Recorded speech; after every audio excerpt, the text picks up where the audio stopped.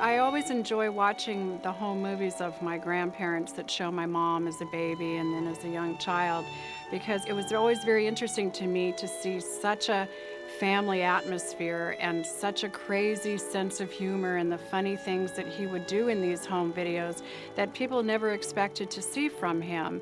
And yet you saw obviously a lot of love, a lot of fun, a lot of just enjoying each other that is not really part of his public persona.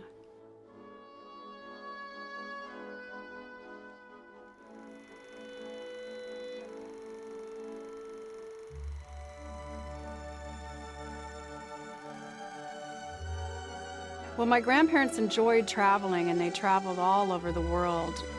We actually had a few holidays.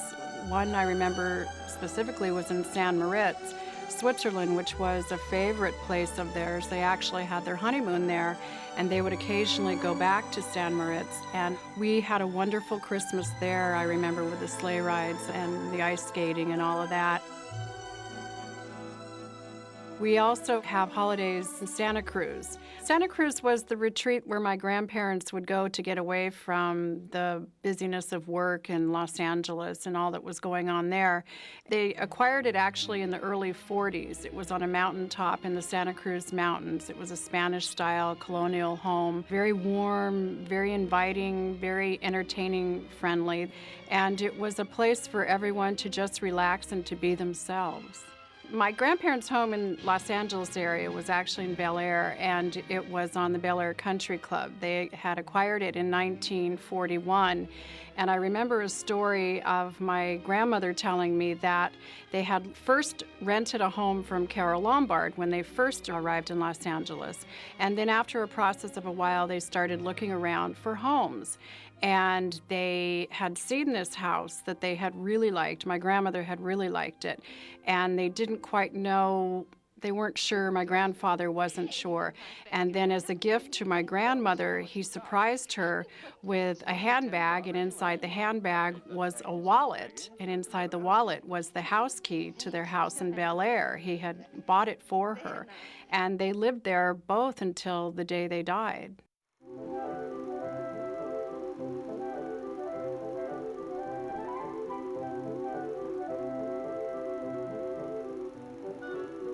I'd have to say the first memories are probably around the dining room table, sitting with my family and them, and my grandmother and my grandfather cooking a meal in the kitchen, and then we all sat around the table eating a delicious gourmet meal.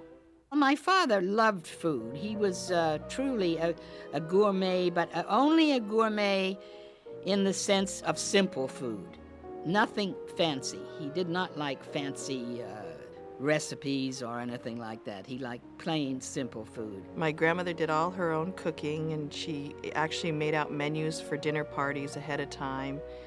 And everyone helped in the kitchen. My grandfather would help carve things up and help with the cooking. So it was a complete family affair.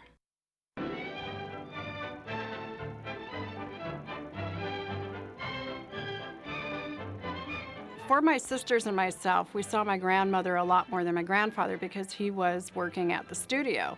And my grandmother was the one who would take us to lunch and shopping and things like that on school holidays.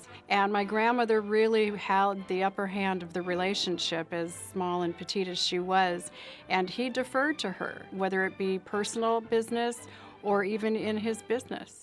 My mother was actually in the film business before my father. When he came to the studio and met her, and eventually they got married, before that she was working in the studio long before he was, and she said she saw this young man coming in with these big cardboard things, and what they were is this was during silent movies. He drew the scenes for what was up on the screen. And that's how he started and how he and my mother got started. And then my mother worked with him on every picture that he did.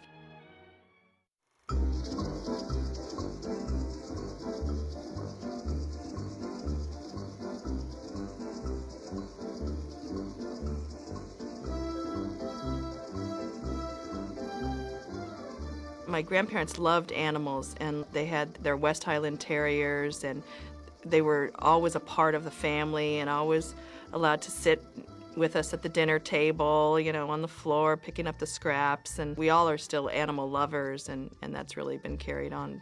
My grandfather was a lover of animals, just absolutely loved animals. And I had a pet rabbit, and his name was Fred, and Fred got sick and passed away, and so I was very upset. And Grandpa called me one day and said, after he'd found out that Fred had died, and said, well, you really shouldn't be alone. Why don't you come over and stay with your grandmother and I, because I know how you feel, what a loss it is. And so I did. I went over there, and they were very sympathetic. And I noticed that there's usually a dog in most of the movies. All dogs come to me. Got him on face. Go on. He was a complete lover of animals, him and my grandmother. Like many other institutions, murder is a victim of the 20th century.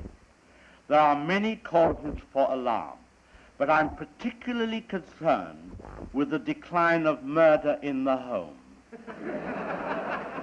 When I was young, respectable people committed murder in private, behind closed doors and among friends.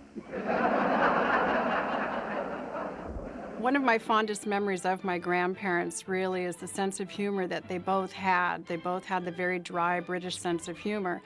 And my grandfather would do things at family gatherings that my sisters and I would look at each other and just kind of roll our eyes, not really understanding his sense of humor. He loved to tell riddles, and not jokes per se like we know jokes, but more figuring out what would happen at the end of the riddle.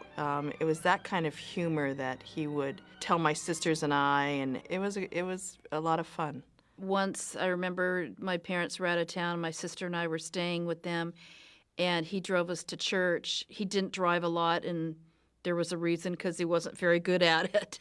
But he drove us to church, and as he pulled into the parking lot and pulled into the parking space, he hit the car in front of him, and then he backed up and hit the car behind him, and he got very flustered. And then he'd say, all right, let's get out, let's go into Mass. And my sister and I would just be looking at each other, but he thought the whole thing was hysterical and didn't take it very seriously.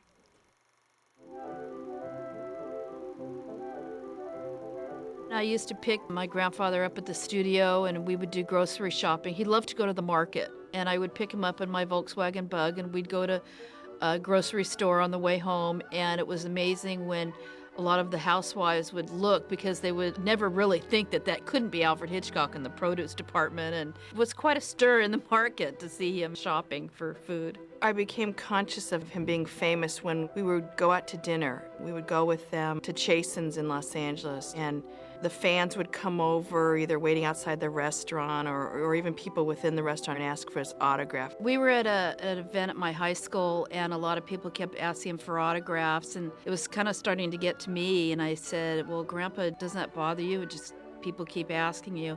And he said no, because I wouldn't be where I was without them. And this is in the 70s, so he was very famous, but he still always put the fans first. And I think that's why he made a lot of motion pictures, is to entertain. He wanted to entertain people. I'm the youngest of 3 sisters, and my oldest sister, Mary, has 3 daughters, Melissa, Kelly, and Caitlin. The oldest, Melissa, recently passed away from the effects of the disease cystic fibrosis. And then my middle sister, Terry, has 2 daughters, Tricia and Kate. And I have 2 children, Samantha and Christopher. And we are all a very, very close family, not only going through Melissa's disease and the years of struggling with that, but with her recent passing, it's, I think, something that's even brought the family closer. My mother continues through the Hitchcock legacy to try to find a cure for this disease that so devastated this family, and she's melded those 2 things together so that at the end of the day, no other family will have to go through the tragedy that we've gone through. My family has always been very lucky to have had such a wonderful grandfather, a wonderful father in our lives, not just because of who he was to us, but what his legacy is to the film industry and what he has left for everyone. And he will always live on through his films. And I think it's important to us as a family to continue his legacy, and as each generation comes along, introducing his films to a new generation.